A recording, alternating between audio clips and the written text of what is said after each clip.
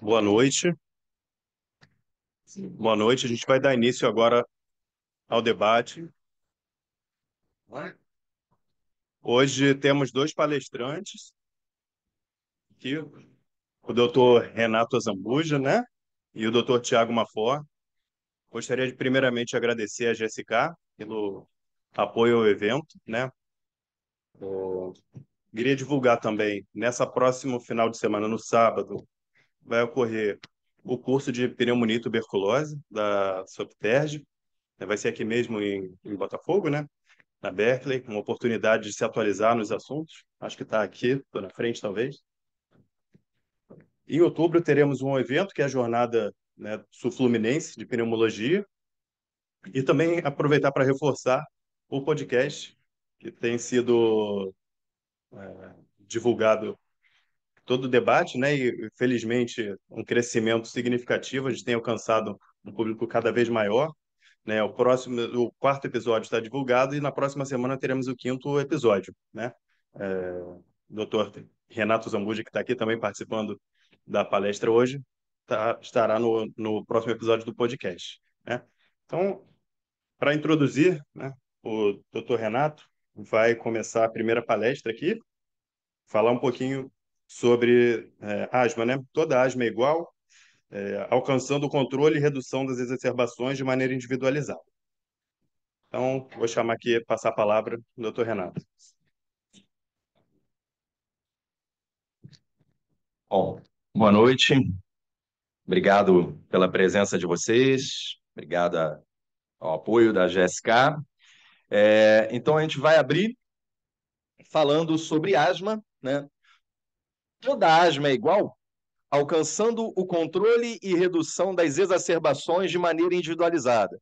Então, a gente vai falar de alguns pormenores de tratamento e de alguns traços tratáveis de uma forma de individualização do paciente que chega para a gente estar definindo a melhor estratégia de tratamento, né? Dentre aquelas possibilidades que o Gina nos traz, né? Como selecionar o melhor para aquele paciente individual que chegou para a gente, né?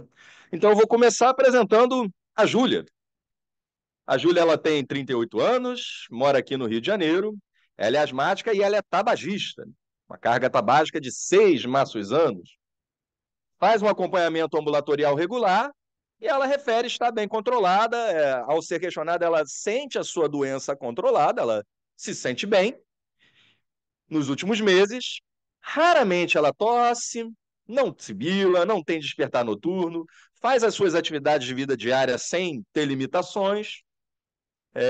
Eventualmente ela usa um salbutamol de resgate, mais ou menos ali 1 ou 2 vezes por semana, né? Quando a gente pergunta em que situações ela faz esse uso, depois que ela pratica esporte, ela joga beach tênis e de vez em quando ela precisa usar um salbutamol ali, eventualmente depois do beach tênis. Mas embora ela se sinta bem, ela se sinta controlada, ela refere uma preocupação, porque no último inverno, né, acabamos de terminar o nosso inverno agora, né? Domingo entramos oficialmente na primavera. No último inverno, a Júlia teve uma exacerbação e foi uma exacerbação que fez com que ela precisasse se internar em terapia intensiva. Quando avaliada pelo ACT, ela pontua em 20 pontos, né? Lembrando que no ACT, quanto mais alto, melhor, e 20 pontos seria o último nível da asma controlada, né? Entre 20 a 25, a asma controlada, 19 já seria uma asma pobremente controlada. Então ela está controlada, mas está ali na fronteira, né? E pelo ACQ, o ACQ é o contrário, quanto mais baixo, melhor, né? O ACQ ele vai chamar a asma de controlada abaixo de 0,75. 0,8 ela estaria entrando já na zona cinzenta do ACQ, para o controle da asma. Ela é eutrófica, tem um IMC de 22, o exame físico dela nada demais, como boa parte dos nossos pacientes asmáticos, e na espirometria, né, embora ela tenha um índice de difenor normal, ela tem um VF1 pré-broncodilatação de 76%, que tem uma variação significativa de fluxo pós-BD, né? Ou seja, a despeito do seu tratamento atual com beclometasona, 250 microgramas de 12 em 12 horas, mais um uso eventual de salbutamol, ela não chega para mim tão broncodilatada quanto ela poderia, né? Ela tem ainda uma broncodilatação adicional aqui quando eu faço a prova broncodilatadora. Esta, portanto, é a dona Júlia. Deixa eu passar para o próximo. Acho que não está passando aqui. Júlia não tem sintomas significativos e ela se diz controlada quando pergunta para ela, mas o tratamento adequado está sendo feito para a Júlia? Né? Lembrando que ela teve uma exacerbação grave no inverno, que internou no CTI. Ela está adequadamente protegida para riscos futuros? Então, quando eu vou avaliar o controle da asma, eu tenho que me basear não apenas naqueles 4 elementos de controle de sintomas que o GINA vai nos propor, se o paciente tem sintomas diurnos mais do que 2 vezes por semana, se ele acordou qualquer noite com sintomas noturnos, se ele tem necessidade de utilizar a medicação de resgate e se ele apresenta limitação para as suas atividades. Mas eu também tenho que levar em consideração o risco futuro, porque existe aquele paciente que está assintomático, está oligossintomático, mas que pode, de uma hora para outra, ter uma exacerbação grave. E isso tem que ser considerado na hora de traçar o melhor plano de tratamento. E para avaliar risco futuro, então, eu vou avaliar exacerbações, né? Quanto mais asma, né? Existe essa máxima aí que a gente diz. Então, o paciente que já exacerbou é aquele paciente que tem risco maior de exacerbar de novo. Se o paciente é remodelado, né? Se ele tem uma limitação persistente de fluxo aéreo, e vou avaliar também efeitos adversos das medicações e o risco de morte relacionado à asma, né? Então, ter tido um evento quase fatal, né? Ter sido entubado por conta da asma seria o maior fator preditor de mortalidade ligado à asma. E a escolha do tratamento adequado pode interferir nos desfechos de longo prazo. Quando a gente vai avaliar os sintomas, né? Quando a gente vai avaliar o controle, principalmente baseado nos sintomas, talvez a gente esteja enxergando apenas a ponta do iceberg do controle da asma. Por quê? Conforme eu tenho um paciente que não está controlado e eu instituo uma terapia de manutenção e vou acompanhando esse paciente ao longo do tempo, né? Vamos entender aqui que o paciente tem uma boa adesão à terapia de manutenção. Uma das primeiras coisas que acontece é esse paciente não tem mais sintomas noturnos. Em seguida, o seu VF1 vai subindo. Depois o peak flow vai subindo. Depois ele deixa de ter necessidade de usar um medicamento de controle. Mas, por último, ele vai ter uma redução da hiperreatividade brônquica. Ou seja, aquele paciente que já está sem sintomas, que está com VF1 otimizado, que está com peak flow otimizado, que não usa medicamento de resgate, ainda assim pode, de uma hora para outra, mediante uma exposição antigênica, mediante uma infecção viral de vias aéreas superiores, ter um broncoespasmo grave, né? E isso é avaliado quando a gente faz um teste de hiperreatividade, metacolina, ou algum histamina, ou algum outro teste de hiperreatividade, para ver que esse paciente ainda está vulnerável, a despeito de já ter otimizado todas essas outras variáveis que acontecem primeiro no tempo, né? De fato, quando a gente vai avaliar a hiperreatividade brônquica, né, em pacientes que fazem uso de tratamento, a gente vê uma diferença em tratamentos diferentes, né? Esse estudo, né, que teve a participação do Dave Singh, que esteve com a gente aqui no nosso último congresso, no nosso último Pneumo em Rio, né, participou desse estudo, e a gente comparou pacientes que usavam o propionato de fluticasona de forma regular, todos os dias, né, track 2 do GINA, com pacientes que usavam a budesonida com formoterol de forma de resgate, track 1 do GINA. E ainda que esses pacientes fizessem o uso da budesonida, um corticoide inalado, né, um resgate anti-inflamatório, como o GINA chama, numa frequência de 3, 4 vezes por semana, eles não alcançavam o mesmo controle, a mesma broncoproteção do que um uso regular do propionato de fluticasona, evidenciado pelo teste de hiperreatividade com o AMP, né, com a adenosina monofosfato, que promovia uma queda maior do que 20% de VF1, né, mostrando que esses pacientes não estavam tão bem protegidos ao longo do tempo quanto aqueles pacientes que estavam fazendo o propionato de fluticasona. Ou seja, existem diferenças de desfecho de acordo com o tipo de corticoide escolhido, né? A nossa paciente Júlia, ela vinha usando corticoide inalatório, né, 250 microgramas de beclometasona de 12 em 12 horas, regularmente. Ela tinha aquele ACT de controle, né? Está no limite, mas está controlado. Ainda assim, ela descompensou no inverno e precisou internar em ambiente de terapia intensiva, né? Então, isoladamente, né? Vou bater bastante nessa tecla, né, nessa aula, só o controle da asma ele é insuficiente para me predizer risco de exacerbação, né?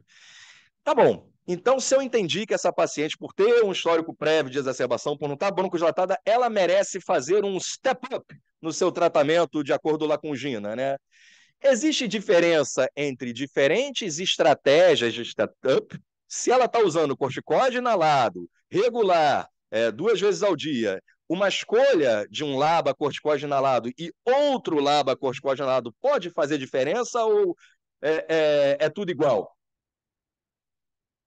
E por que nem todos os pacientes respondem da mesma maneira aos tratamentos propostos, né? Existem características individuais de um paciente que faz ele responder melhor ou pior do que o outro?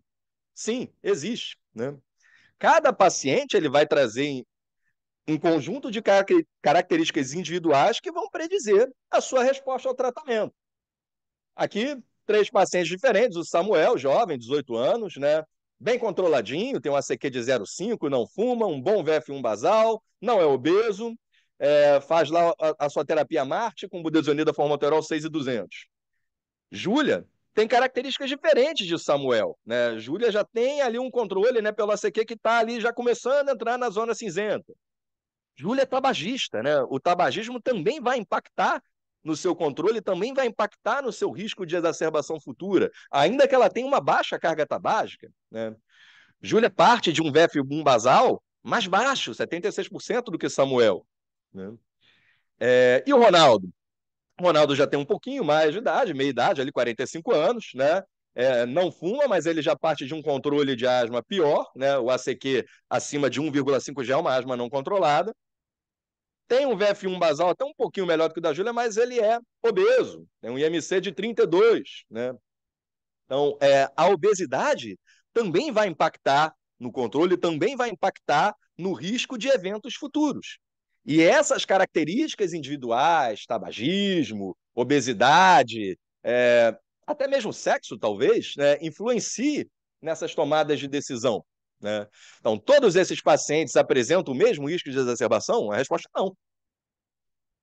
E aí, para poder estudar individualmente esses traços tratáveis, esses fatores, né, foi feito o estudo Master, tanto o Master 1 quanto o Master 2, que são estudos de modelagem estatística, na qual ele parte de 9 estudos clínicos, extrai os dados desses estudos clínicos e faz um modelo matemático para predizer risco de exacerbação de algumas dessas características que eu listei, tanto de forma individual como em forma conjunta, né? Os parâmetros analisados, então, foram controle de sintomas pelo ACQ, dados demográficos basais e de exacerbação, né? Foram incluídos pacientes todos com mais de 18 anos e que já tinham pelo menos 6 meses de tratamento, né? Alguns desses pacientes, 7.490, estavam em uso de propionato de fluticasona de forma regular, né? Track 2, Step 2 do GINA, outros pacientes com salmeterol e fluticasona e outros pacientes com formoterol e budesonida em step 3 de Gina para frente, né? Terapia Marte, que já tem a manutenção e o alívio também, né? E aí, através desses dados do estudo Marte, se traçou que a obesidade, né, cada unidade de MC acima de 27,6 trazia um risco maior de exacerbação de 2,79%. Né? O controle de sintomas, se o paciente tem um ACQ ruim, né, para cada uma unidade acima de 1,8 também aumentava bastante o risco dele exacerbar. Né? Acho que o controle de sintomas acho que é o mais óbvio. Não? Um paciente que está muito sintomático certamente vai exacerbar mais. Função pulmonar. Cada uma unidade de VF1 abaixo dessa mediana de 75,9 predizia um risco de exacerbação de 0,83%. O fato de... Olha, veja o impacto do tabagismo na chance desse paciente exacerbar. Pacientes tabagistas, né, agora tem usado uma outra expressão, pacientes nicotinistas, para também incluir o uso do cigarro, de outras modalidades de cigarro, né, teriam um risco de exacerbar de 51% maiores, né? E pelos dados dos estudos Master, né, o sexo feminino também exacerbou mais. A definição do tratamento, quando em associação dessas características, altera também o risco? Tá, e se o paciente tem somados esses fatores, né? Tem um IMC mais obeso, tem sintomas ruins, tem função pulmonar ruim, né? Isso também interfere no risco de exacerbar, né? E aí, para poder avaliar essa soma, né? Esse estudo ele é bastante elegante, usando esse heat map, né? Ele vai colocar como risco maior cores mais próximas aqui a um laranja amarronzado e esse verde fosforescente como riscos menores. E a partir desse heat map, eu vou comparar diferentes modalidades de tratamento para poder ver risco de exacerbação em diferentes populações.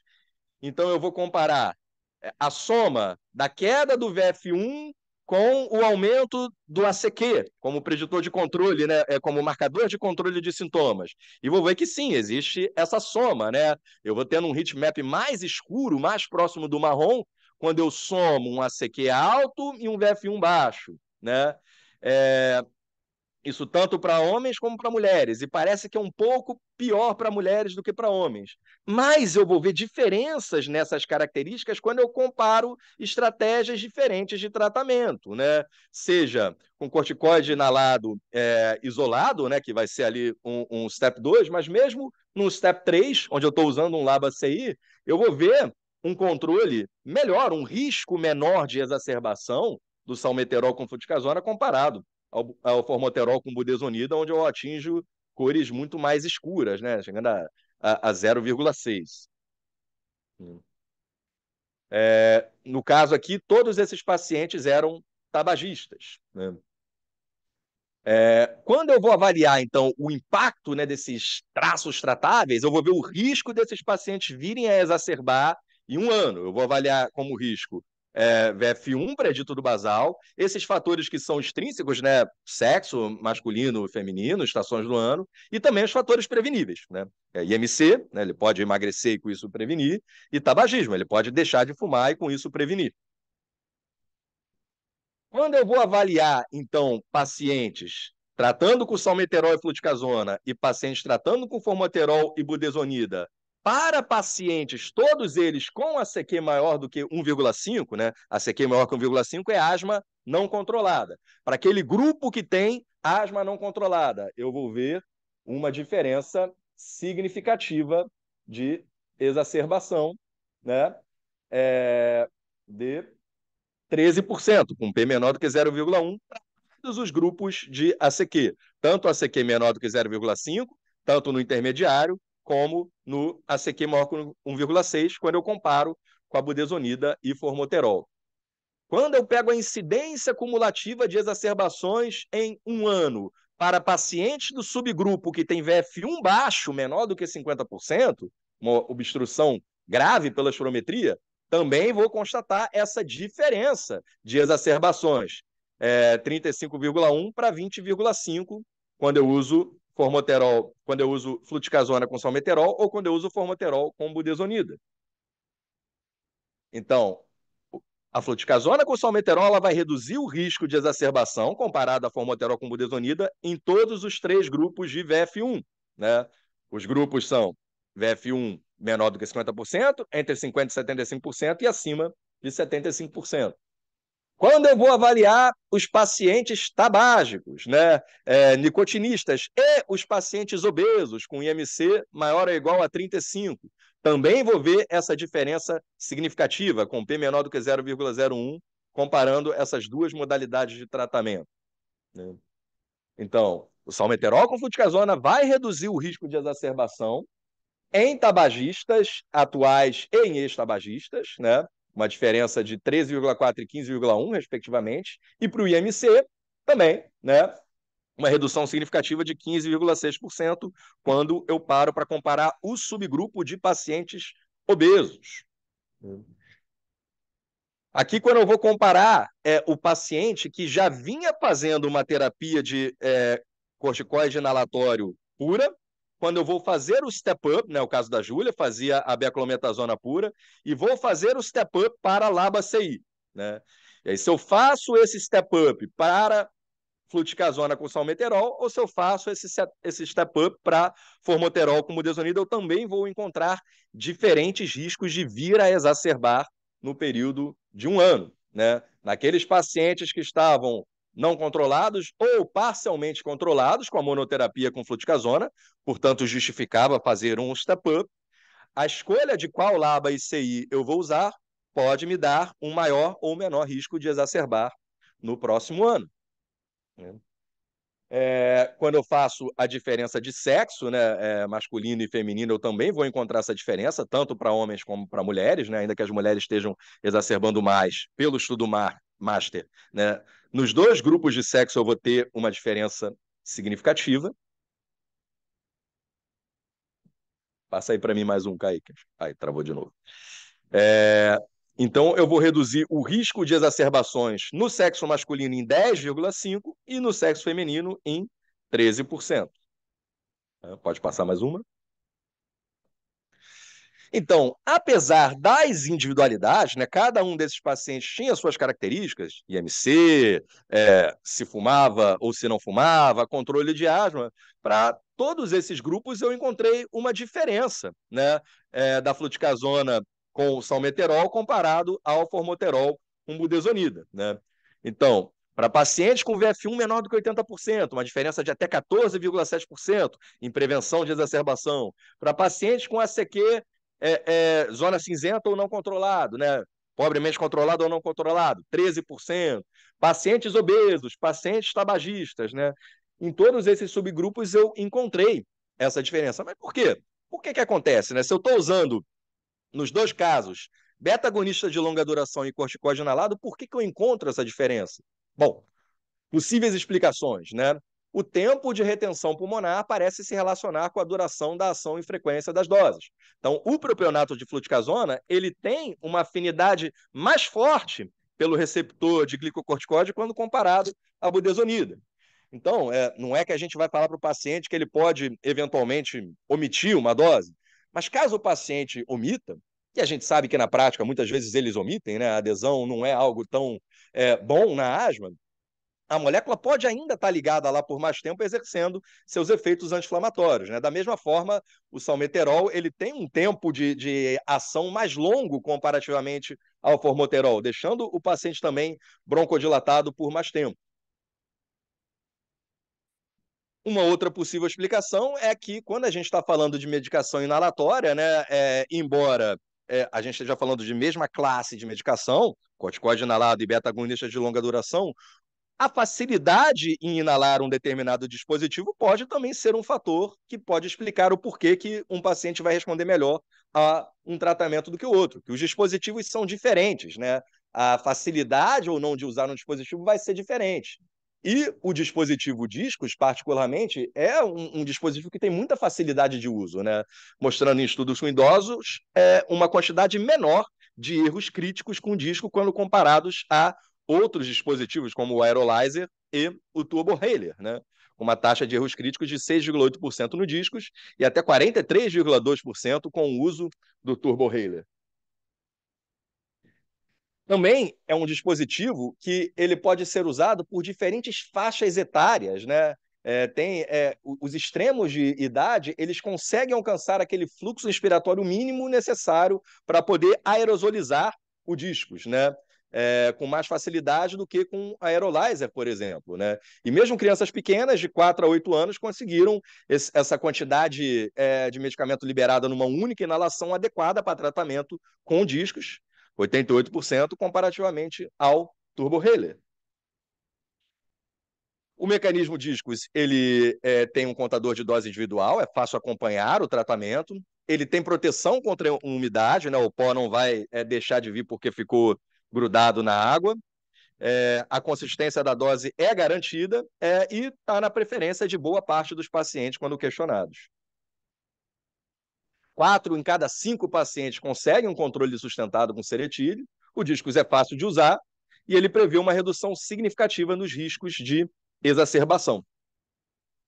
A contraindicação, pacientes que tenham sensibilidade a qualquer componente da fórmula, né, as reações adversas mais comuns, cefaleia, candidíase oral, que pode ser minimizada com uma boa lavagem de boca e disfonia. Então, temos aí os QR Codes para escanular Brula e era o que eu tinha para dizer nessa primeira apresentação da noite. Muito obrigado pela atenção de vocês. Parabéns, Renato. Obrigado. A asma é um tema muito interessante sempre para ser discutido, né? Certamente teremos várias perguntas aí para o debate daqui a um pouquinho. Agora eu vou chamar o professor Tiago Mafó, que vai falar um pouquinho da ultrassonografia de tórax e suas diversas aplicabilidades, né, dentro da pneumologia. Obrigado, Bruno.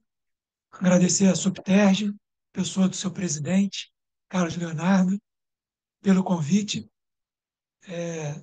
Para mim é sempre uma honra e um prazer falar desse tema, que é um tema que a gente utiliza no dia a dia, né? Eu tive a oportunidade e acabei aproveitando essas oportunidades lá no serviço que eu trabalho e agora e atualmente a gente utiliza o ultrassom no dia a dia. Então, eu vou tentar trazer para vocês um pouco de como o pneumologista pode utilizar o ultrassom de tórax no seu dia a dia, seja de consultório, seja de atendimento hospitalar. Se eu não tendo conflitos de interesse relacionados a essa apresentação, falar um pouquinho a respeito de ultrassom de tórax. Com o ultrassom, a gente consegue avaliar desde a pele até a pleura, né, passando por partes moles, ossos, parênquima pulmonar e diafragma. Então, ele é um método bastante útil, mas também a gente sabe que tem limitações que a gente vai discutir mais à frente. E a gente que não é radiologista, a gente utiliza o ultrassom dito point of care, na ponta do cuidado, como uma ferramenta adicional ao raciocínio clínico. Eu não vou utilizar o ultrassom de tórax para fazer laudo de ultrassonografia e emitir opinião para um outro colega. É um dado a mais a avaliação clínica, né? A gente faz anamnese, exame físico, e o ultrassom entra como um dado adicional e que certamente traz informações bastante relevantes para essa avaliação. Então, o ultrassom point of care é esse que é realizado por não especialistas, à beira-leito, e normalmente ele responde a questões binomiais: sim ou não, tem ou não derrame pleural, a pleura está deslizando ou não, tem ou não linhas B, e aí por diante. E aí, com esses dados, a partir da avaliação clínica prévia, eu consigo ter informações adicionais. Ele vai complementar os dados clínicos e, além disso, ele permite dados evolutivos. Eu posso, na enfermaria, avaliar esse paciente hoje, amanhã, depois, e com os dados obtidos do ultrassom, ver se ele está melhorando ou não. Então, ele também é uma ferramenta bastante útil para esse tipo de utilização e para guiar procedimentos. Toracocentese, hoje em dia, lá no nosso serviço, 100% delas são feitas guiadas por ultrassom. Né, Raposo? Há de você de fizer alguma sem ultrassom, hein? Quais são as vantagens do método? Não usa radiação, isso é ótimo, né? A gente pode utilizar várias vezes ao longo da internação daquele paciente, sem trazer risco para o paciente, diferente dos métodos que usam radiação ionizante. Por exemplo, para gestante, é um excelente método, pode ser feito à beira-leito, tem um baixo custo relativo, avalia não só o tórax, mas a estrutura adjacente. Eu posso ver a veia cava, posso fazer um eco à beira-leito se eu tiver treinamento para isso. Eu posso ver se tem congestão hepática e por aí por diante. Posso ver circulação venosa periférica, buscando TVP, por exemplo. Basta ter treinamento para isso. E guiar procedimentos. E as desvantagens? Precisa de treinamento, né? Tem uma curva de aprendizagem, mas eu diria que a gente, utilizando no dia a dia, essa curva de aprendizagem não é difícil. Precisa ter a disponibilidade do equipamento, que certamente é um fator limitador, e ele não visualiza todas as áreas. Por exemplo, a pleura subpleural, eu não consigo ver, porque o osso atrapalha. A pleura mediastinal, a mesma coisa. Então, é uma limitação. E qual aparelho utilizar? A resposta é o que tiver disponível. Na época que a gente era residente, Renato, era esse aqui, ó. Você lembra? Que a gente pegou emprestado lá, que estava esquecido lá na gineco. A gente levou para pneu, que poderia ser útil. E atualmente eu tenho um desse aqui no consultório, que eu utilizo com o celular ou com tablet. Mas tem uma gama de aparelhos que todos eles têm a sua utilidade. Então, o que é utilizar? O que tiver disponível. E quais transdutores utilizar?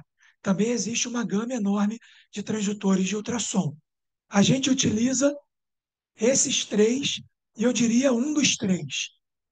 O transdutor linear, de alta frequência, ele gera imagens de boa resolução, mas de pouca profundidade. Ele é ótimo para estruturas mais superficiais. Até a pleura, ele é muito bom. Já o convexo e o setorial cardíaco, eles são bons para estruturas mais profundas, mas a resolução é um pouco menor. Então, eu diria que se tiver que escolher um, escolhe o convexo de baixa frequência, que é o curvilíneo, porque com ele eu avalio bem a pleura e o parênquima pulmonar. Se eu precisar fazer um eco à beira-leito, eu também consigo com ele. Se eu precisar ver a veia cava, eu também consigo. Se precisar escolher um dos três, o de baixa frequência, esse aqui convexo. Mas se eu tiver os três, ótimo. O setorial cardíaco tem uma vantagem, que o footprint dele, né, ponto de contato com a pele, é menor. Então, para o espaço intercostal, ele é um bom transdutor. Os principais modos. O modo B, que é o modo de brilho, que vai dar imagens em tons de cinza, né? O B é de bright, ou bidimensional, que a gente consegue obter imagens em duas dimensões. O modo M, que é o modo de movimento, que é muito utilizado no eco, né, para ver velocidade de regurgitação e outros. Para a gente da pneumologia, é um modo muito bom para ver deslizamento pleural. Quando eu tenho dúvida se a pleura está deslizando ou não no modo B, eu posso lançar a mão do modo M, que me dá essa imagem, e o Doppler, eventualmente a gente lança a mão principalmente para as punções. Quando eu faço uma punção guiada por ultrassom, eu quero fugir dos vasos. E aí o Doppler é bastante útil para essa utilização. Eu diria que basicamente para isso. Nem para ver trombose no POCUS a gente utiliza Doppler. A gente utiliza a compressibilidade ou não das veias, né? A semiotécnica. Essa aqui é um desenho que eu tirei de um dos artigos que a gente publicou na época da Covid, e é o que a gente tende a utilizar lá no serviço, separando cada hemitórax em 6 regiões, duas anteriores, duas laterais e duas posteriores, e aí tendo um total de 12 áreas em cada hemitórax. E aí, sistematizando a análise, eu consigo ter dados evolutivos. Se eu avalio essas 6 áreas de cada hemitórax, essas 12 áreas, por exemplo, num paciente que internou com gesto, com pneumonia, eu consigo ter um score evolutivo se ele está melhorando ou não ao longo do tempo. Esse desenho aqui, Renato, quem fez para a gente foi o Pamplona.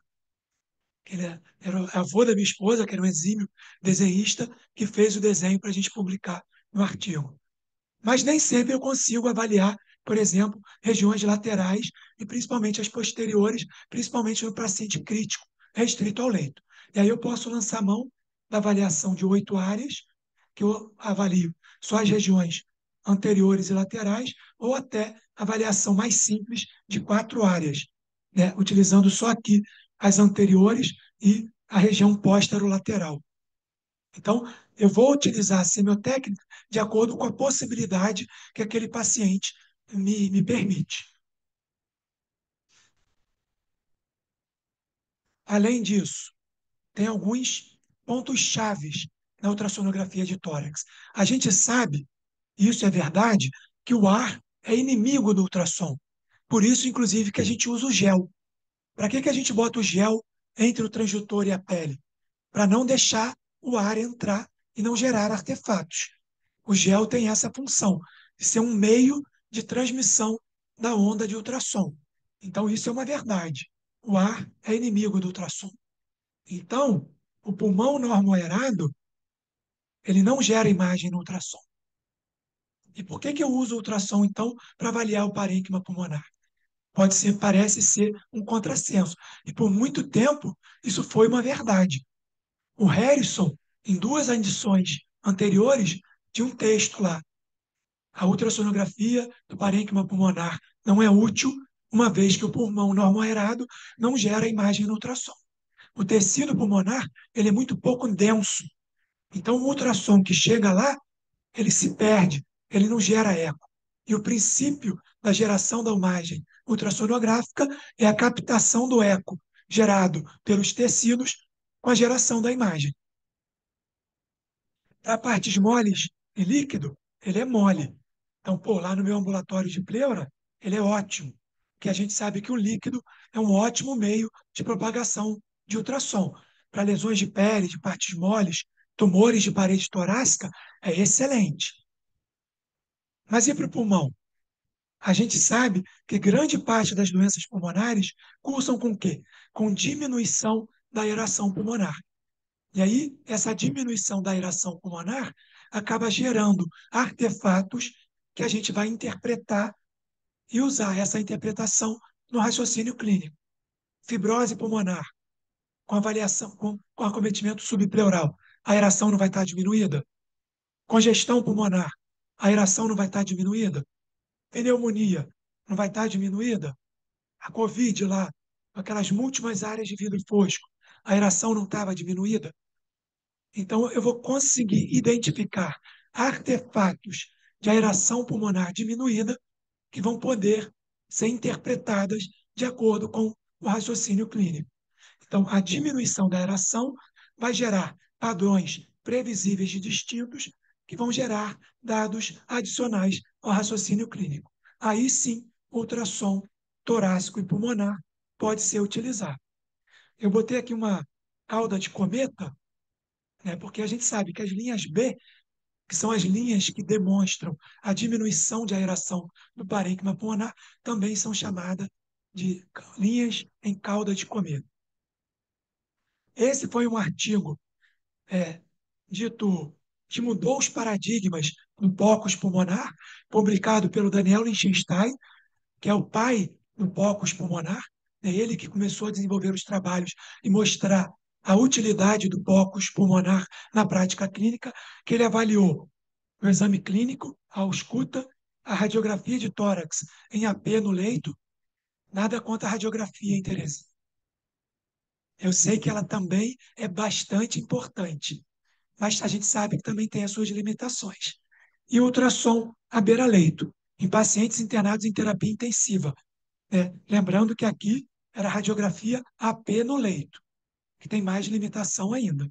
E aí ele avaliou sensibilidade, especificidade e acurácia para consolidações, derrame pleural e o que ele chamou de síndrome intestício-alveolares, doença intersticial em geral, sendo por doença intersticial fibrosante, sendo por doença intersticial por vidro fosco, por exemplo, por doença viral. E aí, o ultrassom foi melhor do que o exame clínico e a radiografia em todos os cenários.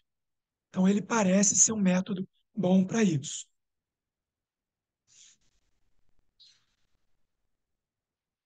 Para derrame pleural, como eu disse, ele é um excelente método. Eu diria que hoje é padrão ouro, porque a gente tem uma sensibilidade de 94%, especificidade de 98%, e eu uso a beira-leito. Isso é uma grande vantagem. E aí, essas áreas anecoicas, pretas, a gente consegue visualizar muito bem nos casos de derrame pleural, mesmo em derrames pleurais pequenos. A gente consegue, com a avaliação ultrassonográfica, ter até uma ideia da classificação bioquímica daquele derrame. Quando o derrame é simples, anecoico, todo preto, eu não consigo diferenciar exudato de transudato. Pode ser os dois. Mas quando o derrame é dito complexo, seja septado, seja esse complexo não septado cheio de debris, ou homogeneamente ecogênico, um derrame bem denso, aí eu posso quase que afirmar que trata-se de um derrame exudativo. Então, isso traz dados importantes ao raciocínio clínico. Pneumotórax. Ultrassom de tórax é bom? É. Costuma ser um desafio diagnóstico, principalmente no paciente instável. O padrão ouro é ATC, mas a gente sabe que tem limitações no paciente estável, porque ele precisa ser transportado até o aparelho. O raio-x é um bom método, mas o raio-x AP no leito também tem limitações, e o ultrassom à beira-leito, rápido, com alta sensibilidade e especificidade. O deslizamento pleural mostra para a gente que a pleura visceral está deslizando sobre a pleura parietal. Você consegue, Kaique, dar um play aqui para a gente ver aqui a imagem do deslizamento e dar essa imagem, ó, da pleura deslizando. Se tem deslizamento pleural, não tem pneumotórax naquela região avaliada. Quando eu suspeito de pneumotórax, eu tenho que varrer todo o hemitórax anterior, lateral e posterior, porque às vezes o pneumotórax é pequeno e está localizado só numa região. Quando não tem deslizamento, se ele está ausente, pode ser pneumotórax. Eu vou prosseguir a investigação. Lembrando que outras patologias podem cursar com ausência de deslizamento. Por exemplo, pleurodese. Vai que o paciente já foi submetido a uma pleurodese. Uma pneumonia extensa, com intensa resposta inflamatória, também pode deixar a pleura sem deslizar. Paciente, por exemplo, que já teve tuberculose pleural e ficou aí com uma pleurodese pela doença. A pleura também não vai deslizar. Então, se está ausente, prosseguir a investigação. As linhas B. O que são as linhas B? São essas linhas que se originam na linha pleural e se mexem com a respiração, apagando a linha A. Então, a linha B ela é uma linha de aeração pulmonar diminuída. E onde que ela se origina? Na pleura visceral. Então, se eu tenho linha B, é porque a pleura visceral está ali coladinha na pleura parietal. Então, se tem linha B, não tem pneumotórax naquele segmento. Vocês aí que são residentes de clínica, fizeram uma punção venosa profunda de subclávia. Ficou na dúvida se fez ou não pneumotórax. Passou o ultrassom. Tem linha B, que aquele paciente estava com gesto ou tem uma pneumonia, respira tranquilo que não tem pneumotórax. Então, é um achado que afasta o pneumotórax. Ele é um achado, a linha B, em diminuição da aeração. Por exemplo, doença intersticial pulmonar, mete lá no ambulatório, segunda-feira de PID. Tem suspeito ou não que o paciente tem doença intersticial pulmonar no paciente de primeira vez. Tem um extortoralzinho discreto, passou ultrassom, tem linha B, provavelmente, dependendo do contexto clínico, ele tem acometimento subpleural. O ponto pulmonar, na avaliação do pneumotórax, é o que confirma o diagnóstico. O que é o ponto pulmonar? É quando eu consigo identificar com o ultrassom essa área onde a pleura visceral se descola da pleura parietal. Então, nessa imagem, ó, até aqui a pleura desliza. Daqui para cá, ela não desliza. Então, ele é um sinal patognomônico de pneumotórax, obviamente, dependendo do contexto clínico. Pode ser que o paciente também tenha uma pleurodese só de um segmento, mas num contexto clínico de, de alta probabilidade pré-teste, ela confirma o diagnóstico de pneumotórax. E aí, esse é o algoritmo proposto pelo Daniel Lichtenstein para avaliação do pneumotórax. Eu avalio o deslizamento pleural. Está presente? Não é pneumotórax. Está ausente? Eu vou avaliar as linhas B. Tem linha B? Não é pneumotórax. Não tem linha B? Eu vou procurar o ponto pulmonar. Tem ponto pulmonar? É pneumotórax. Não tem ponto pulmonar? Eu vou procurar o pulso pulmonar. O que é o pulso pulmonar? É quando eu consigo ver no ultrassom a captação do batimento cardíaco. Se eu estou vendo, se eu estou captando o batimento cardíaco, é porque não tem ar ali atrapalhando essa transmissão. Então, não tem pulso pulmonar, é pneumotórax, com sensibilidade de 90% e especificidade de 98%. Então, é um método bastante útil. Lá no serviço, por exemplo, quando o pessoal da Bronco faz criobiópsia, né, David? De vez em quando eles fazem os pneumotórax. Então, o paciente chegou na enfermaria, pós-criobiópsia, eu pergunto para os residentes, já fizeram ultrassom? Porque aí a gente tem um método que avalia beira-leito se tem ou não o pneumotórax. Para pneumonia, o ultrassom também serve? Também. Ele tem maior sensibilidade e acurácia que o raio-x. Sensibilidade de 95, com valor preditivo negativo de 67, contra 20% do raio-x. Quais são os principais achados na ultrassonografia?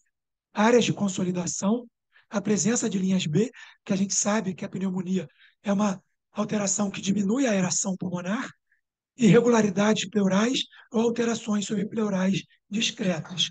Então, é isso daqui. Ó. Quando eu tenho uma pneumonia extensa, com aquelas grandes áreas de consolidação, se essa consolidação for subpleural e encostar na pleura, eu consigo identificar com ultrassom, dando essa alteração que a gente chama de padrão C, de consolidação. Uma área heterogênea com áreas hiperecogênicas branquinhas no meio. E aí, conforme o paciente respira, se for uma consolidação, eu consigo ver que essas imagens são dinâmicas. A gente chama de broncogramas dinâmicos. Eu consigo ver, inclusive, o aerobroncograma ali. Se for uma área de atelectasia, também pode dar esse padrão. Mas aí, como é atelectasia, o ar não vai entrar. E aí, o broncograma costuma ser estático. Ele não mexe. E aí eu consigo, inclusive, diferenciar se é consolidação ou atelectasia. Pode ter linhas B, como eu já disse, pode ter essas irregularidades na linha pleural, ela deixa de ser uma linha, e aí tem aqui uma interrupção, ou essas pequenas consolidações subpleurais nas pneumonias menos extensas, e foi um achado também muito comum na COVID, inclusive como marcador de gravidade, a gente vai ver mais à frente. As recomendações da nossa sociedade de pneumonia, tem um capítulo lá sobre a ultrassonografia de tórax, dizendo que apresenta maior sensibilidade e maior acurácia que a radiografia da identificação das alterações parenquimatosas. Então, é um método bastante útil que a gente cada vez tem mais utilizado. Dia desses no consultório, já que é para falar do dia a dia do pneumologista, eu atendi um paciente jovem com lúpus em uso de medicação imunobiológica com quadro típico de infecção, tosse, espineia e febre. Já em uso de amoxicilina com clavulanato, chegou lá, ataque de espineia, na ausculta tinha os estertores, saturando a 91. Pô, acendeu vários sinais de alerta, que aquela pneumonia, aquele acometimento pulmonar, era importante. Quando eu passei o ultrassom, era linha B difusa e bilateral. Então, ele tinha sinais também ultrassonográficos de diminuição importante da aeração. Eu encaminhei para internação, ele fez um painel viral, positivou para COVID. Então, era um caso de COVID que mostrou com ultrassom um dado adicional que me levou a pensar que ele tinha um acometimento importante do parênquima. Ele acabou ficando internado e acabou saindo bem depois de 14 dias. Mas o ultrassom reforçou em mim aquela certeza de que aquele paciente tinha que internar. Então, isso aqui é uma imagem ilustrativa que é importante, até para a gente ter a ideia do raciocínio. Se a pneumonia encosta na pleura, se eu insono essa área, eu vou ver a área de consolidação. Se eu tenho só aqui as áreas de vidro fosco, com um pouquinho de espessamento septal, o que eu vou ver? Linha B. Eu não consigo identificar essa pneumonia. E aí vem um outro conceito importante, principalmente para os residentes. Essa alteração aqui, esse nódulo, eu conseguiria enxergar com ultrassom se eu insonasse aqui? Não conseguiria. Por quê? Porque tem uma área de parênquima pulmonar sadio. Então, a onda ultrassonográfica chegaria aqui e se perderia. Não geraria o eco. Então, essa é uma grande limitação do método. Eu só consigo enxergar alterações que encostam na pleura, alterações subpleurais. Eu não consigo enxergar alterações que estão lá no meio do parênquima. Então, essa certamente é a grande limitação do método. Para a Covid, né, puxando um pouquinho a brasa para a nossa sardinha, a gente, durante a Covid, montou um centro de testagem lá na UERJ, E aí mobilizou vários serviços e a gente atendia muita gente, né, Beth? Muitos sintomáticos respiratórios. E muitas vezes esses sintomáticos respiratórios chegavam lá com saturação limítrofe, um pouco de espineicos, e aí a gente não tinha tomografia na policlínica. E o nosso chefe, na época, o Rogério Rufino, que era diretor da policlínica, nos desafiou. Falou: a gente vai precisar fazer ultrassom de todos esses pacientes. Falei: Rogério, isso é impossível. Aí ele me disse: é impossível até a gente fazer. A gente pegou o ultrassom da vascular, eco, lá da pessoal da cardiologia, e montou lá 5 ultrassons. A gente fez um treinamento rápido dos residentes e dos staffs para ver basicamente a aeração pulmonar, se tinha linha B ou não, e se tinha consolidação subpleural. E aí a gente avaliou mais de 1.400 pacientes com Covid lá no nosso centro de triagem. Esse aqui foi um trabalho que mostrou a relação entre os achados da ultrassonografia de tórax com a tomografia, e a gente viu que a relação era ótima na COVID. Quando a gente via alteração no ultrassom, é porque tinha alteração na COVID. Na tomografia, desculpa. Esse outro trabalho, a gente relacionou com os sintomas, aqui, com score de aeração, houve correlação com tosse, febre e principalmente com dispneia. Olha o p-valor. Os pacientes mais dispneicos eram aqueles que tinham um score de aeração pulmonar pior, né, tinham mais linha B ou áreas de consolidação, e também aqui os que tinham mais consolidação subpleural eram aqueles que tinham mais dispneia, mostrando que a consolidação subpleural e um score de aeração pulmonar era um marcador clínico de gravidade. E isso também se correlacionou com internação e óbito. Os pacientes que tinham piores scores de aeração foram que internaram mais e foram os que morreram mais. E um marcador de risco de óbito foi a consolidação subpleural. A gente não teve nenhum óbito em paciente que não tinha consolidação subpleural. Então, era um fator dito protetor. A ausência de consolidação era um fator de protetor, pelo menos na nossa coorte de pacientes lá na UERJ. A avaliação do diafragma. A gente tem utilizado cada vez mais o ultrassom, já partindo para o encerramento aqui da minha apresentação. A gente sabe que o diafragma ele é um músculo principal da respiração, é um músculo que reflete indiretamente a inspiração, né? É um músculo que ativa lá a inspiração. E a gente tem aqui do lado direito um grande aliado do ultrassom, que é o fígado. O fígado é um órgão muito bom para ser avaliado pelo ultrassom. E cranial ao fígado tem o quê? O diafragma. Então a gente usa a janela hepática do lado direito e a janela esplênica do lado esquerdo para avaliar o diafragma. Do lado esquerdo é bem mais difícil, porque o baço a gente sabe que é menorzinho, mas a direita é relativamente fácil. E aí a gente consegue avaliar a mobilidade do diafragma. Com o modo M, a gente consegue ver essa movimentação. Recentemente, eu atendi também uma paciente no consultório com uma dispneia pós-cirurgia bariátrica, sem explicação muito lógica, e quando eu fiz o ultrassom, o diafragma dela estava parado, não mexia. Era uma paralisia diafragmática, que eu consegui identificar pelo ultrassom. E além da mobilidade, a gente consegue ver a contração em si do diafragma.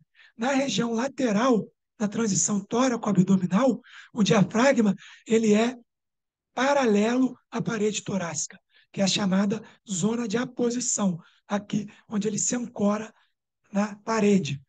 E aí, com o ultrassom, com o transdutor linear de alta frequência, eu consigo ver o músculo. E aí eu consigo ver se o músculo contrai e relaxa. E eu consigo, inclusive, calcular a chamada fração de espessamento. Qual é a diferença entre a contração e o relaxamento? E isso é uma medição indireta da função diafragmática. Por exemplo, pacientes em ventilação mecânica é um preditor, inclusive, de sucesso no desmame da ventilação mecânica. Porque se o músculo não contrai, isso é um preditor de falha no desmame, porque a gente vai precisar do diafragma quando a gente retirar esse paciente de ventilação mecânica. Então, também é uma medição importante. Nos pacientes com DPOC, a gente também consegue ver isso. Principalmente os DPOCs mais graves, ele tem disfunção diafragmática. E o músculo, às vezes, não contrai. Então, a gente sabe que é um sinal de gravidade também nesses pacientes. Insuficiência respiratória na emergência. O Daniel Lichtenstein elaborou esse protocolo, que chama protocolo Bloom, que com dados ultrassonográficos a gente consegue diferenciar TEP, congestão, pneumonia, pneumotórax, asma e DPOC. E aí ele propôs esse fluxograma aqui, que eu não vou detalhar, mas que consegue, com dados ultrassonográficos do tórax e a avaliação da circulação venosa, se tem ou não TVP, confirmar ou afastar esses diagnósticos. Pô, então isso é fantástico. Em 5 minutos, na sala de emergência, eu consigo fazer essa diferenciação, logicamente, depois de uma análise clínica detalhada. Eu dependo da minha probabilidade pré-teste de cada diagnóstico para poder ter uma sensibilidade e uma especificidade boa. O ultrassom não afasta e não exclui o que todos nós somos, que é clínico, a avaliação clínica prévia, né?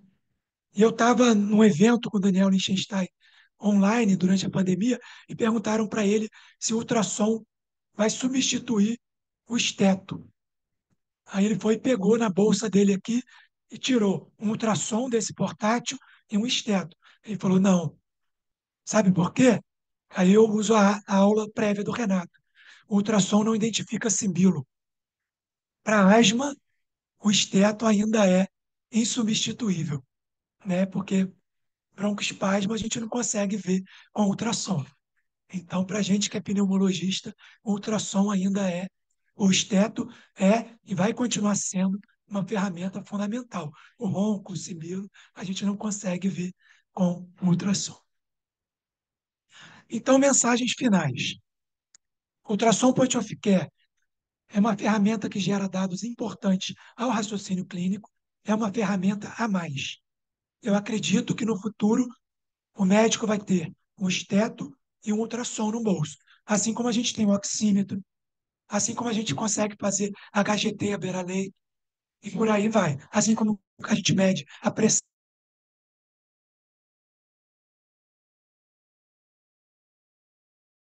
Ele permite avaliar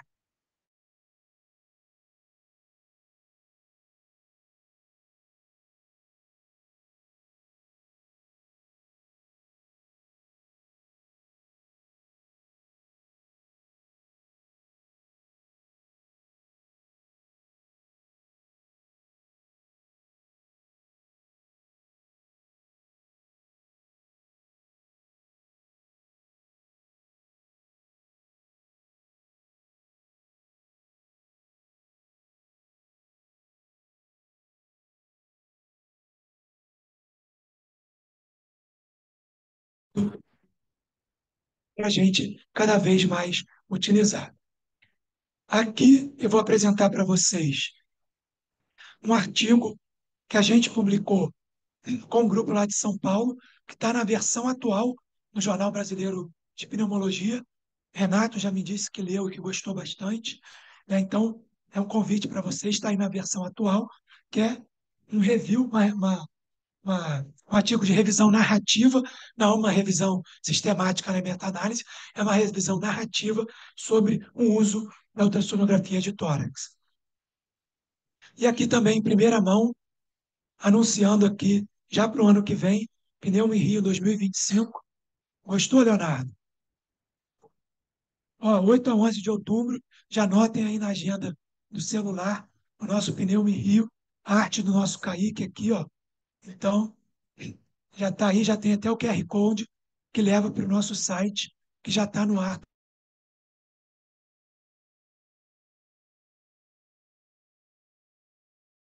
também, a partir dessa semana.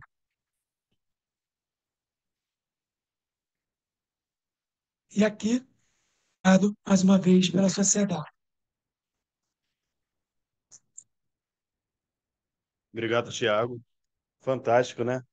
A gente poder acompanhar o desenvolvimento o desenrolar da tecnologia e a incorporação disso no dia a dia, na prática clínica, né? Então, vou abrir agora para perguntas, porque, assim, eu tenho algumas, mas queria ver se a plateia tem alguma pergunta especificamente. Temos uma aqui.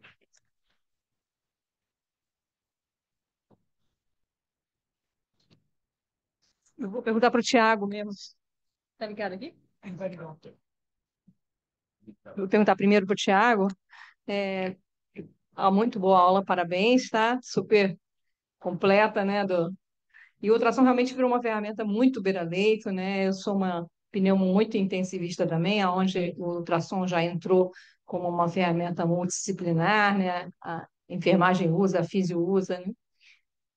E aí você mencionou muito o derrame pleural, que realmente ele aumenta muito a segurança, mas eu trabalho no hospital de infectologia, que tem sempre uma certa paranoia que o derrame pode ser empiema, etc.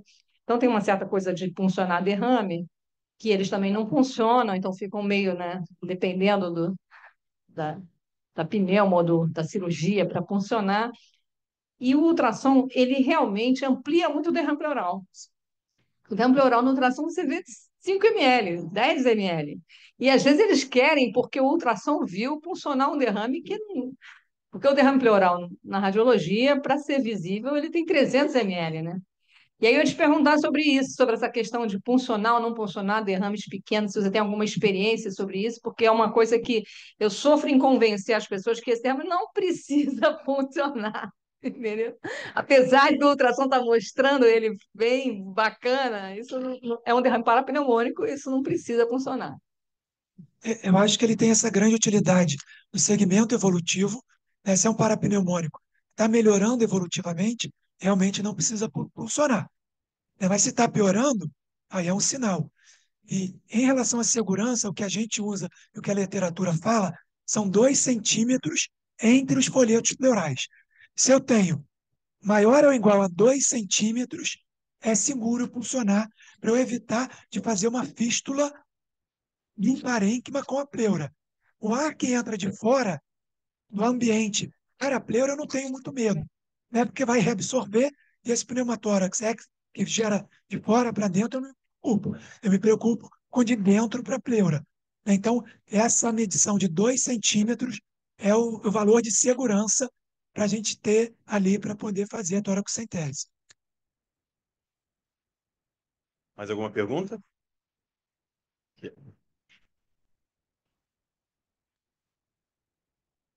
Parabéns pelas palestras para os dois. Minha pergunta é para o Renato. Eu tenho um paciente no STEP 4 lá do Gina, está usando formoterol budesonida, está com as comorbidades controladas, está usando bem o dispositivo, está bem aderente. Se você acha que vale a pena eu mudar a classe do corticoide que ele está usando, e se vale a pena mudar o dispositivo, um dispositivo que teoricamente atinge vias aéreas de menor calibre, ou se você já parte para subir no step do Gina. Mas ele tem algum motivo para fazer o step? Ele está Não, controlado? ele está não controlado. Ah, ele está não controlado. Tá com formoterol budesonida e está não controlado. Se você, antes disso, na tua experiência mesmo, se você tenta mudar a classe do corticoide ou do broncodilatador e o dispositivo, ou você já parte para fenotipar, pensar em biológico, estilo de atiotrópio, enfim. Tá. Eu acho que o tema era a individualização do caso, né? Então, por que que ele não está controlado, né? Você disse que checou a adesão, ele tem boa adesão. Você disse que você checou a técnica inalatória, ele tem boa técnica inalatória, né? E aí eu vou tentar ver por que que ele não está bem controlado. Ele tem alguma outra comorbidade que pode ser controlada? Aliás, a rinite dele não está tratando direito, tem refluxo, não está tratando direito, tem a apneia do sono, não está nem diagnosticada nem tratada, né? É, ele tem facilidade com o dispositivo que ele está usando, né? A princípio, ele tem uma facilidade muito grande com aquele dispositivo que ele está usando, né? Eu já tenho, porque a gente sabe que erro de técnica inalatória pode ter com todos os dispositivos, né? Então, se eu vejo um paciente que ele acertou com aquele, eu teria um pouco de receio em mudar. Mas como a boa parte dos pacientes não se acerta com o dispositivo, eu acho que às vezes você fazer a troca pode valer. E sim, se ele já está em step 4, eu preciso fenotipar ele, né? Porque se ele não está controlado, eu vou evoluir ele de step, né? E aí eu vou ver o que, que eu vou fazer com ele, né? Eu vou fazer um corticoide inalado em dose alta, eu vou entrar com lama, eu vou entrar com terapia biológica, então certamente eu vou fenotipar esse paciente, né? Mas para fazer essas decisões, eu vou me basear nisso, comorbidade e garantir ver ele fazendo na minha frente, para ter certeza que ele se entendeu, né? Se ele se entendeu, acho que isso é uma raridade, a menor parte dos pacientes, né? Então, entendeu com aquele? Ok. Não entendeu? Vou trocar por um dispositivo que seja mais fácil ali. Às vezes, aquele paciente individualmente vai se dar melhor com um com o outro. Doutor, tá bem. Eu queria fazer duas perguntas. Quer dizer, primeiro um comentário, quer dizer, eu tenho uma experiência muito grande em tratar asma em criança e eu acho que é uma coisa absolutamente real propor tratar discos a partir de 4 anos. Assim, é uma ideia que não cola. Outro dia, lá em São Paulo mesmo, tive a oportunidade de conversar com 10 pediatras disse que jamais fariam isso. Mas eu queria fazer uma pergunta, o seguinte, vamos falar de um paciente que está no step 5, está bem controlado, porém ele tem uma eosinofilia de 1.200.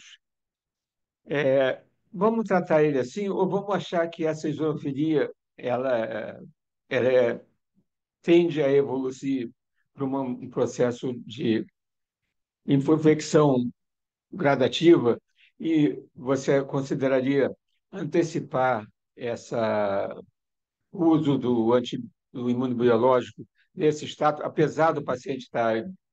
E eu não gostaria de deixar só fazer uma observação ao Dr. Tiago Mafort. Ele tem um serviço de diagnóstico de pleura às terças-feiras e ele tem me ajudado imensamente. Então, é só um agradecimento. Você é um cara muito bacana. Excelente. Obrigado pelos comentários, pela pergunta. É, olha, a eosinofilia por si só, sozinha, ela não é necessariamente mandatória você fazer o step-up, né? Eu acho que o que eu faria era me certificar realmente que não tem nenhum outro dado para controle ruim, nenhum outro dado para risco de exacerbação, né? História de exacerbação passada, garantir que esse paciente está tendo mesmo adesão, né? Que às vezes a eosinofilia, né? Tal qual o feno, pode ser um marcador também de adesão, mas se eventualmente avaliar em criança, né, principalmente essa parte de aumento, né, também, que às vezes é prevalente e precisa ser levado em consideração um eventual diagnóstico ou tratamento de aumento, mas se ele tem simplesmente só eosinofilia, ainda que eu fique me coçando, né, com medo aí de pensar que é um paciente que está inflamado, né, mas se tem todos os critérios para bom controle e nenhum marcador de risco de exacerbação, eu não faria necessariamente o step-up apenas por conta da eosinofilia, não.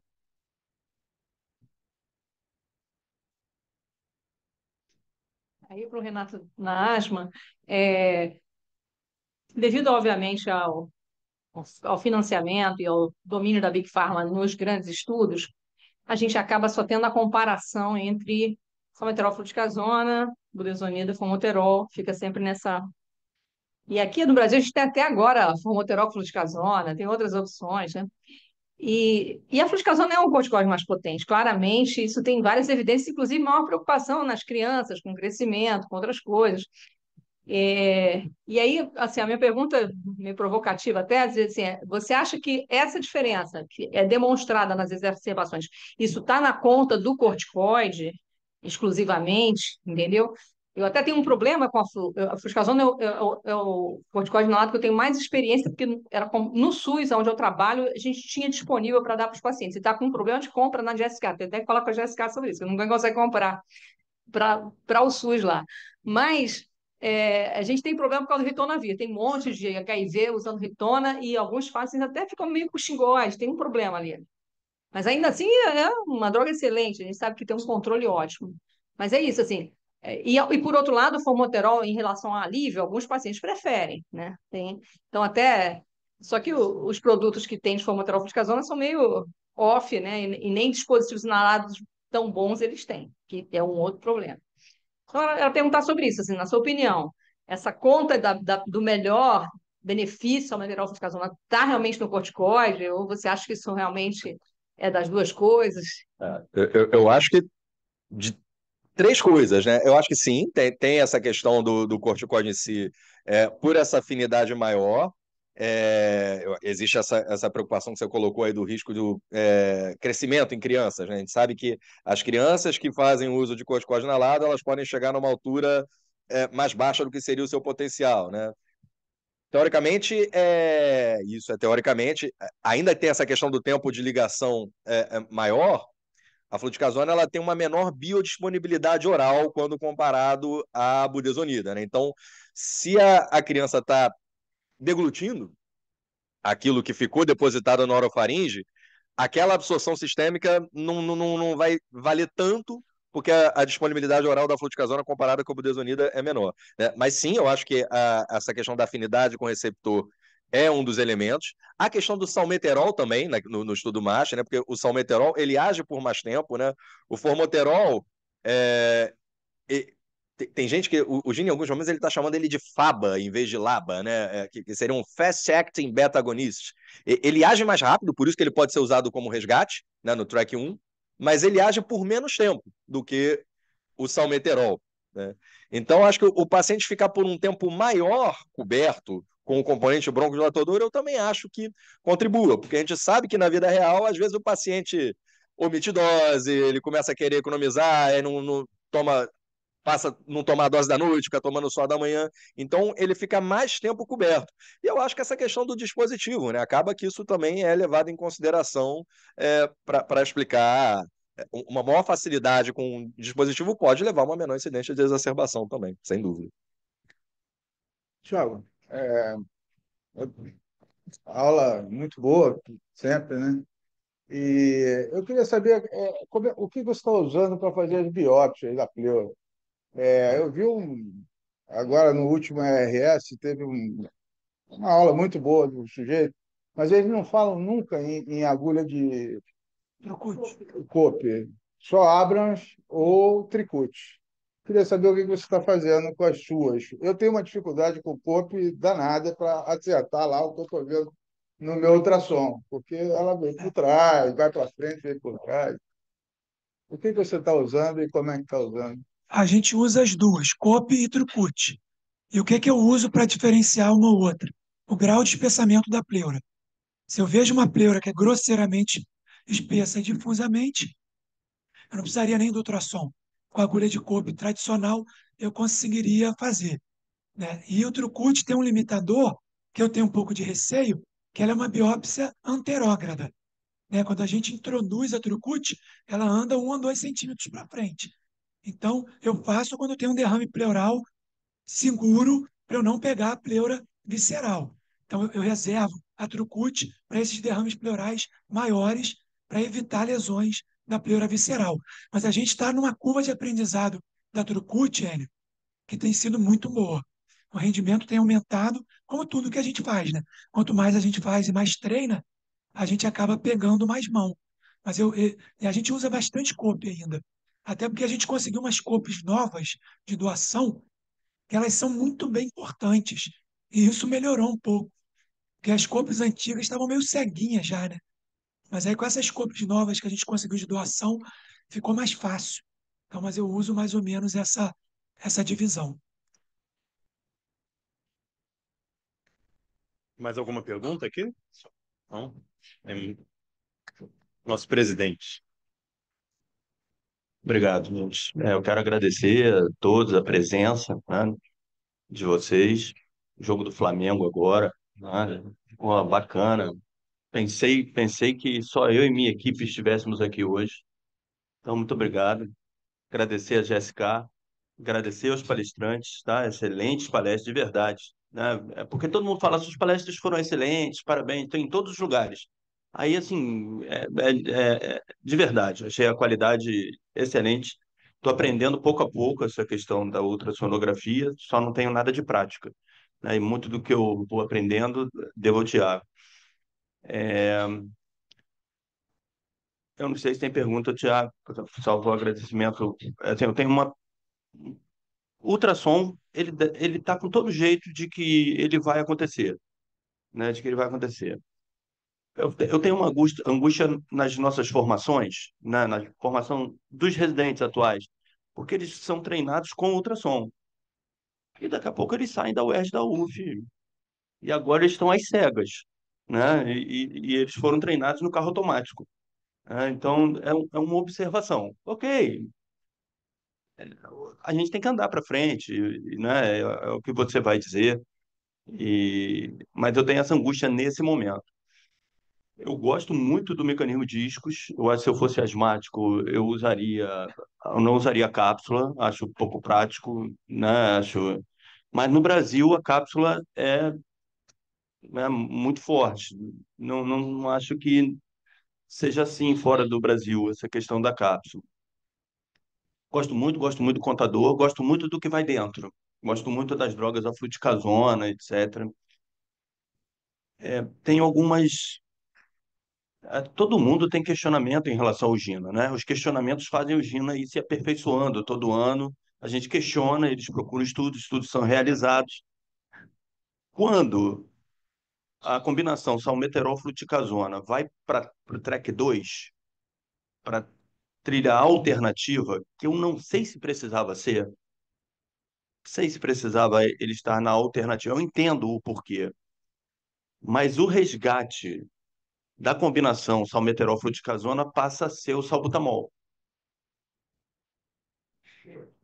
E aí o paciente vai usar um mecanismo inalatório diferente.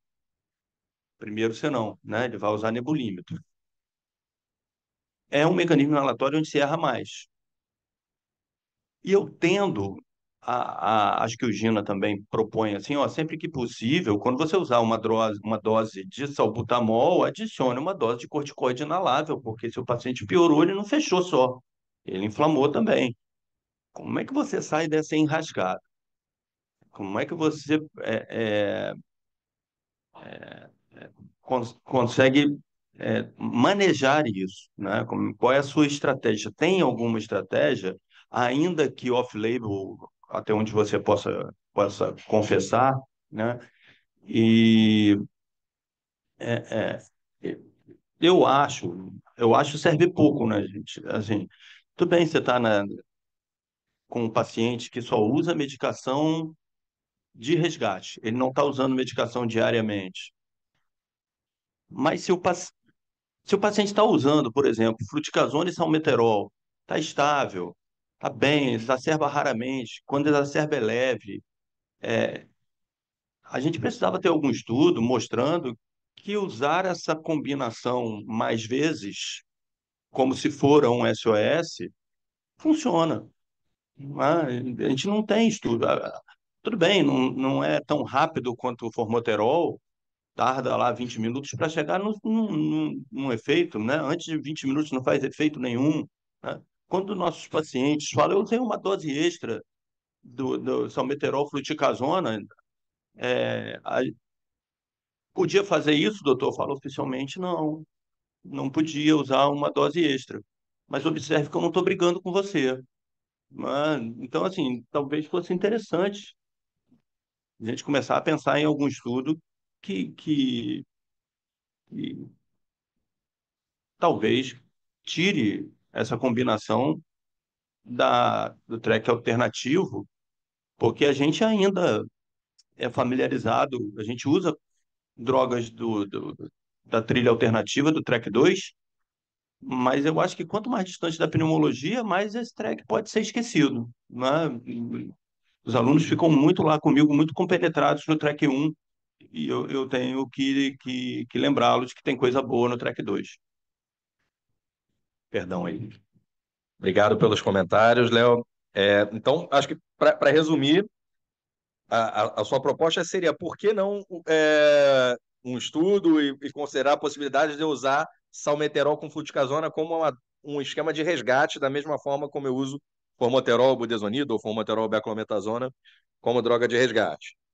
Não, de fato, não é alguma coisa contemplada ainda no GINA, né? Tem algumas considerações para fazer, mas eu vou começar falando dessa questão final, né? Você fala, eu vejo os alunos cada vez mais esquecendo o track 2 e ficando no track 1.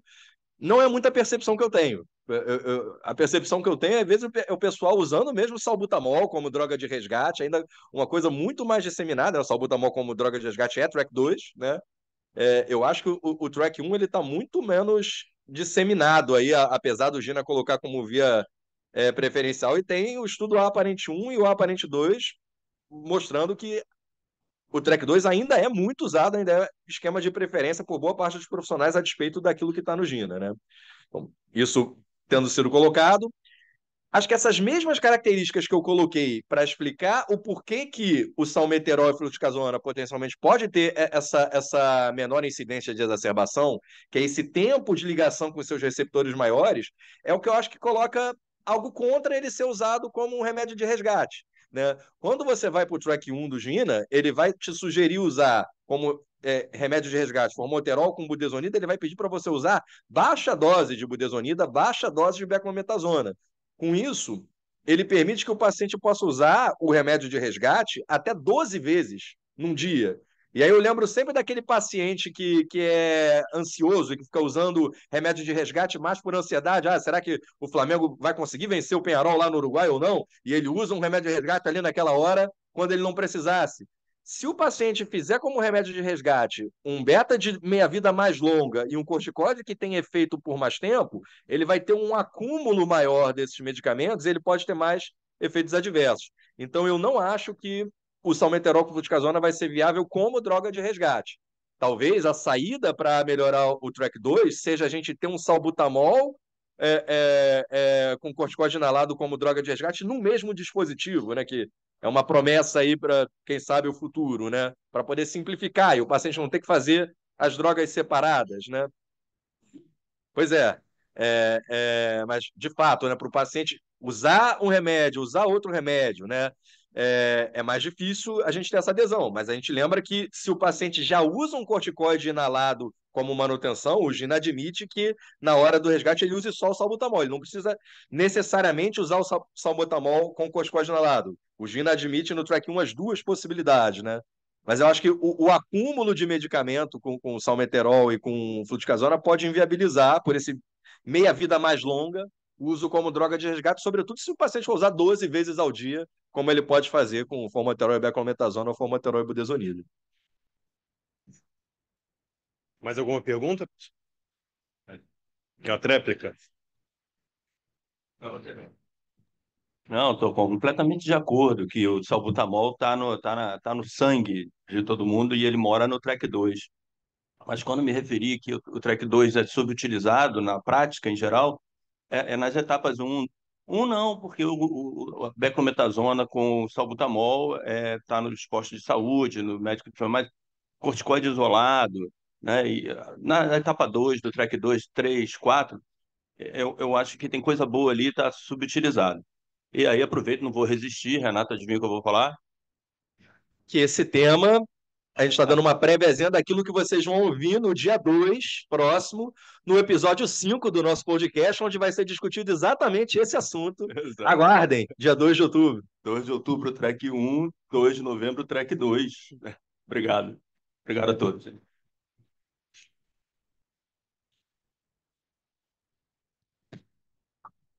Acho que não tem mais perguntas. Alguém? Não? Colocado? Eu queria agradecer, né, aos palestrantes, as brilhantes aulas, agradecer mais uma vez o apoio da GSK. E agora vamos ao jantar, né? Deixa aqui.